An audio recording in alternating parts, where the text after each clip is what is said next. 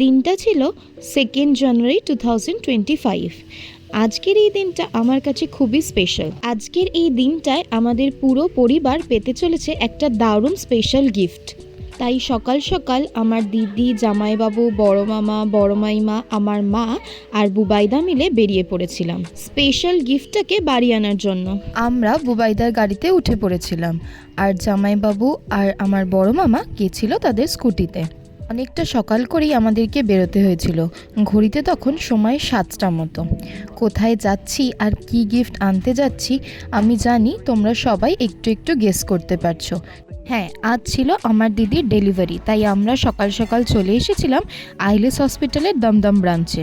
হসপিটালে ঢুকেই আমি আর আমার জামাইবাবু চলে এসেছিলাম অ্যাডমিশন সেকশনে। ওখানে অ্যাডমিশনের জন্য যে ফর্মালিটিস করতে হয় সেগুলো আমরা করে নিচ্ছিলাম। আর এইদিকে দেখো দিদি, মা, মাইমা, মামু ওরা সবাই নিচে ওয়েট করছিল। অ্যাডমিশনের ফর্মালিটিস কমপ্লিট করতে না করতেই ওনারাই একজন ওয়ার্ড বয় আর হুইল চেয়ার দিয়ে পাঠিয়ে দিয়েছিল দিদিকে ফ্লোরে নিয়ে যাওয়ার জন্য। আমার দিদি তো কিছুতেই হুইল চেয়ারে উঠবে না, কারণ ও সুস্থ সবল হেঁটে চলে বেড়াতে পারছে, কেন হুইল চেয়ারে যাবে? বাট এটা তো হসপিটালের প্রোটোকলস, একজন প্রেগনেন্ট মহিলাকে এইভাবে ওরা কিছুতেই হেঁটে হেঁটে আসতে দেবে না। দেন আমরা রুমে চলে আসি। আমার দিদির নেওয়া ছিল সিঙ্গেল কেবিন, আর দিদির সাথে আমি, বড় মাইয়া আর কিশলয়দা ওপরে এসেছিলাম। সত্যি কথা বলতে সেই দিনকে একটা মিক্সড ফিলিং হচ্ছিল ভেতর থেকে।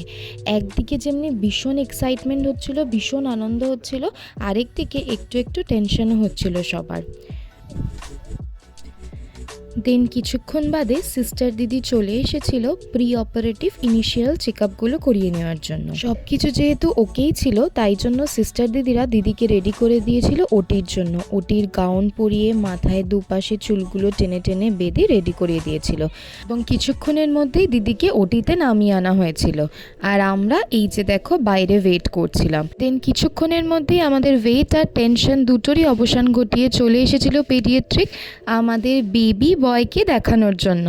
Yes, it's a baby boy and we are feeling very lucky and blessed to see him. Then কিছুক্ষণ বাদে দিদিকে পোস্ট অপারেটিভ জোনে বার করে রাখা হয়। আমরা কিছুজন মানুষ গিয়ে দিদিকে দেখে আসি, এবং ডক্টর জানান কিছুক্ষণের মধ্যেই দিদিকে রুমে শিফট করে দেওয়া হবে।